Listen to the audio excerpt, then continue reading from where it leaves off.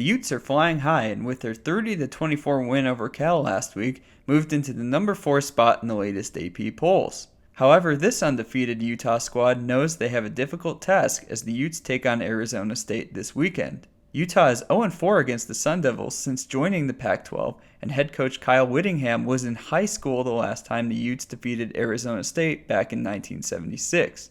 Arizona State remains just one of 2 teams the Utes have yet to beat since joining the conference. Well, they're, first of all, well coached. They're a good team. They have good athletes. We played them down to the wire last year and the year before and came up short. There's 2 teams in the conference that since we joined we haven't been able to beat. Arizona State's one of them. And so we got them in our place, which is a plus. And that environment, by the way, on Saturday night was great. I mean, our fans and the atmosphere was as good as there is. And so we're hoping to get a repeat of that this week and really give us another home field advantage. Though the Utes haven't beaten the Sun Devils in 39 years, the last 2 matchups have been decided by just 4 points combined. Arizona State defeated Utah with an overtime field goal last season. The goal for the Utes is to finally clear the hurdle against ASU.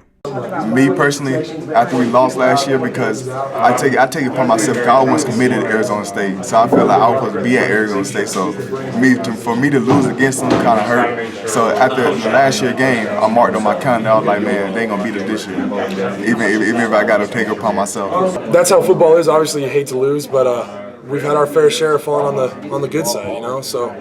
You just hope that if it comes down to that, then we get that lucky bounce or whatever it may be, and we pull out with the win. What has made the Sun Devils such a difficult matchup for the Utes of late?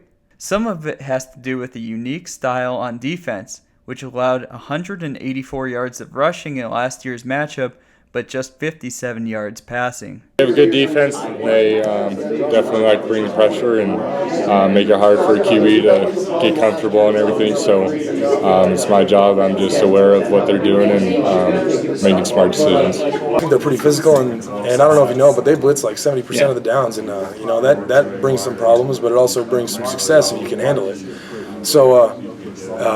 Having played them one time and knowing what's going to come, I'm excited to, get another chance to play them and kind of use my experience, I guess, because I guess you call it one game experience, but use my experience to help not only the older guys but the younger guys prepare for kind of a unique defense like them. They are. They've got a scheme that they haven't deviated much from since Coach Graham arrived there, and they're playing good defense right now.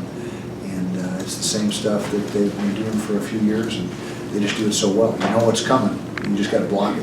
It's one thing to know what's coming and what your assignment's going to be. It's another to execute it, and that's what we're going to be able to do. Of course, the other side of the ball isn't going to be easy to stop either. Quarterback Mike Bercovici has 7 touchdown passes and just 2 interceptions over his last 2 games, while completing more than 60% of his passes. In last year's matchup, ASU used the ground attack, racking up 239 yards rushing and averaging 5.6 yards per carry to beat the Utes. What will be the key to slowing down the Sun Devils' offense this time around? Preparation, I guess. So we just got to prep our behinds off this week. Watch a lot of film. Like I said, they're playing lights out football right now, and it's hard to beat a team when they're playing lights out football. They started a season, they was really up and down, but it seemed like they got all the cylinders hitting, so we got our hands full. The key, in my estimation, is the offensive line play. Their offensive line is playing lights out. And that's always been a strength of theirs ever since Coach Graham got there. The offensive line has really played well, and they seem to be playing better this year than maybe at any point in previous years. TJ Foster had an outstanding game last year versus, so I believe we take some of the key players out and fly around to the ball. I believe we'll have a shot to win this game. For Utah offensive lineman J.J. Dielman, a native of the Phoenix area, Saturday's game hits close to home, but everyone on the Utes has the same goal. Obviously, it is. I'm from Arizona, and my home's like 10 minutes away from their campus. But in the end of the day, it's just another game, and I got to play the same way I've been playing, even better. Because we haven't beaten these guys, and that's not okay with us. And we're going to do everything we can this week to change that.